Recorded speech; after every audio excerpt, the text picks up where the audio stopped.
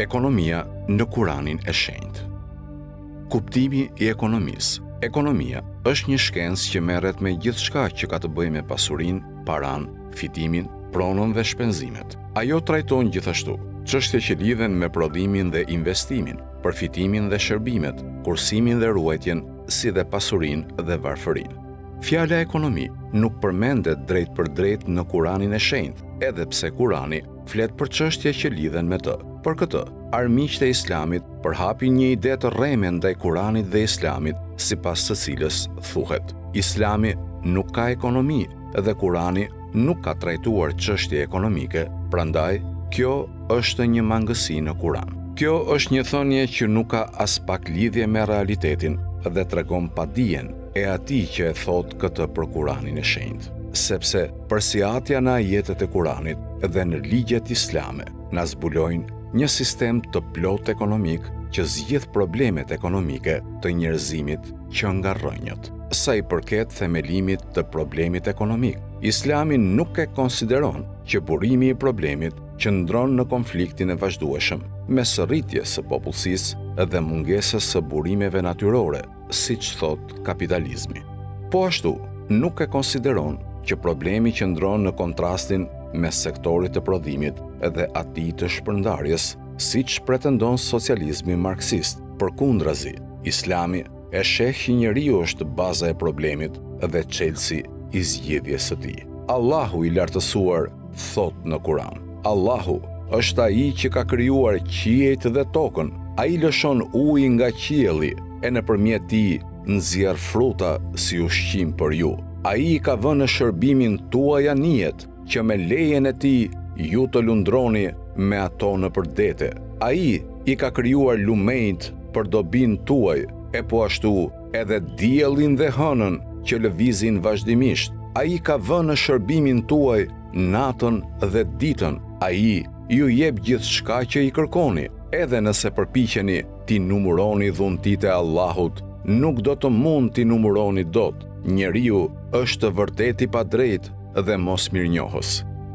Islami përcakton 3 lloje të pronësisë: pronë publike, pronësi private dhe pronësi shtetërore. Të gjitha këto forma përfaqësojnë një realitet natyror në sistemin ekonomik islam. Ndryshe nga kapitalizmi, që e konsideron pronën publike si diçka të jashtëzakonshme, apo marksizmi, që e sheh pronën private si një devijim, Islami i pranon të trija si pjesë të ekuilibruara të ekonomisë së tij. Megjithatë, Kurani i Shenjtë pronën e njeriut në çfarëdo forme qoftë ajo e quan si një pronë të përkohshme. Pronësia e vërtet i takon Allahut të madhëruar. Allahu thot: Të Allahut është mbretëria e qiejve dhe e tokës, edhe te Allahu është përfundimi. Ky është një kuptim që përsëritet në shumë ajete të tjera. Duke qenë se pasuria i përket Allahut, ai na ka ngarkuar me disa detyrime të përcaktuara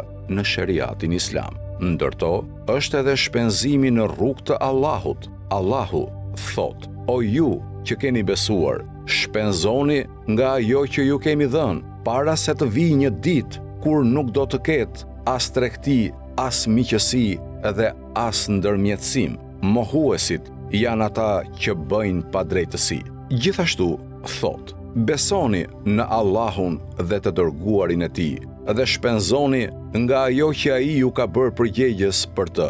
Ata që besojnë nga ju dhe shpenzojnë do të kenë shpërblim të madh. Po ashtu Allahu thot: dhe jepuni atyre nga pasuria e Allahut që ai ju a ka dhënë. Është transmetuar se Imam Xhafer Sadiku, paqja qoftë mbi të, i tha Isait, birit të Musait: O Isa, pasuria është pasuria e Allahut. Ai e ka vendosur atë te krijesat e tij dhe i ka urdhëruar ata që të hanë prej saj me mas, të pinë prej saj me mas, të vishen prej saj me mas, të martohen prej saj me mas, të hipin, udhëtojnë prej saj me mas, dhe atë që mbetet për te i kësaj, ta kthejnë te të varfrit besimtar. Islami i jep ekonomisë një ngjyrim real që është në përputhje me natyrën e njeriut. Ai nuk e urdhëron njeriun të braktisë plotësisht çështjet materiale e as të injorojë krejtësisht të shpirtërore. Përkundrazi, Allahu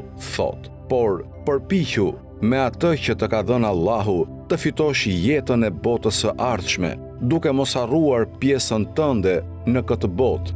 Bëju mirë të tjerëve, ashtu si të ka bërë mirë ty Allahu. Mos kërko nga tërresa në tokë, sepse Allahu nuk i do nga trestarët. Po ashtu, Islami rrethon ekonominë me etikë dhe jep përparësi interesit të përgjithshëm mbi atë personal. Kur të dy përplasen, duke u mbështetur në parimin, nuk ka dëm dhe nuk lejohet të shkaktohet dëm në Islam. Islami ka burime të caktuara për të mbushur thesarin e shtetit islam, të cilat përmbledhas përfshin burimet natyrore, toka, lumej, burime ujë, puse, minerale e të tjerë. Kumsi, 1/5, zekati, haraxhi, taksat mbi tokë, gjizjeja, taksa që paguanin jo besimtarët në shtetin islam. Islami solli ligje ekonomike që organizojnë jetën shoqërore, nxisin lëvizjen ekonomike dhe zgjidhin problemin njerëzor. Allahu thot, Allahu e lejoi tregtinë dhe e ndaloi kamatën, dhe mirë ata që hanë në peshë dhe matje. Profeti Muhammed, paqja e bekimi e Allahut qoftë mbi të dhe mbi familjen e tij, ka thënë: ai që bën monopol është i mallkuar, dhe kush grumbullon ushqim për të pritur ngritjen e çmimeve për 40 ditë, është i larguar nga mëshira e Allahut dhe Allahu është larguar prej tij. Allahu i madhëruar thot: o besimtar, mos e përvetsoni pasurinë e njëri tjetrit në mënyrë të palejueshme, përveç rastit kur ajo është tregti me pëlqim të dyanshëm, dhe mos e vritni veten dhe njëri tjetrin. Vërtet, Allahu është i mëshirshëm me ju. Prijesi i besimtarve, Imam Aliu, paqja qoftë mbi të, ka thënë: merruni me tregti, sepse ajo ju pasuron dhe ju çliron nga ajo që është në duart e njerëzve. Me të vërtetë, Allahu e do robin e zellshëm edhe të besueshëm. Pasuria nuk është e refuzuar në Islam. Ajo që është e refuzuar dhe e ndaluar është shpërdorimi, shpenzimi i tepruar dhe shkatërrimi i pasurisë. Islami nuk e pranon fitimin e pasurisë nëse pasuria do ta bëjë njeriu viktim të saj. Prandaj, Islami e ka kundërshtuar fuqimisht një gjë të tillë dhe e ka dënuar ashpër skllavërinë e njeriut ndaj pasurisë, ndjekjen e saj vetëm për ta mbledhur, ruajtur dhe grumbulluar. Në librin e shenjtë thuhet: ata që grumbullojnë ar dhe argjend dhe nuk e shpenzojnë për hir të Allahut, paralajmëroi me dënim të dhemshëm. Kjo quhet lakmi,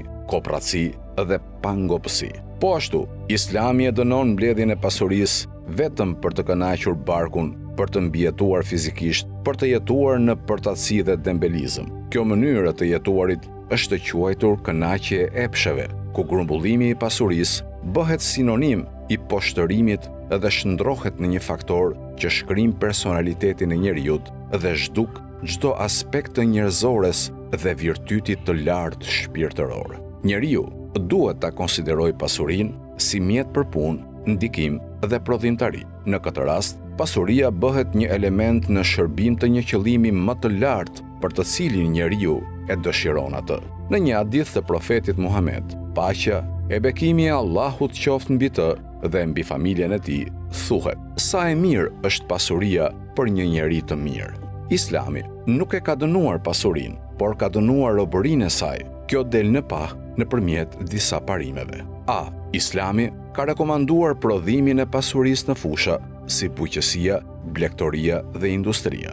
B. Ka rekomanduar shkëmbimin e pasurisë, tregtinë dhe ekonominë. C. Ka këshilluar shpenzimin e pasurisë në kufijt e nevojave personale, duke shmangur çdo lloj shpërdorimi dhe ekstravagance që e dëmton njeriu. D. Islami ka ndaluar shpërdorimin, teprimin dhe shkatërrimin e pasurisë. E. Ka vendosur ligje të ashpra juridike dhe penale në rastet e padrejtësisë, devijimit, vjedhjes dhe tradhëtisë. F. Islami e ka barazuar mbrojtjen e pasurisë me xhihad dhe e ka shpallur dëshmor atë që vritet duke mbrojtur pasurinë apo familjen. G. Islami i ka dhënë të drejta dhe detyrime pasurisë ndaj njeriut. H. Dhe në fund, Kurani e ka quajtur vetë pasurinë mirësi, Siç thot, kur ndokujt prej jush i afrohet vdekja, edhe ai lë pas pasuri, mirësi, i është bërë detyrim të lërë testament për prindrit dhe të afërmit.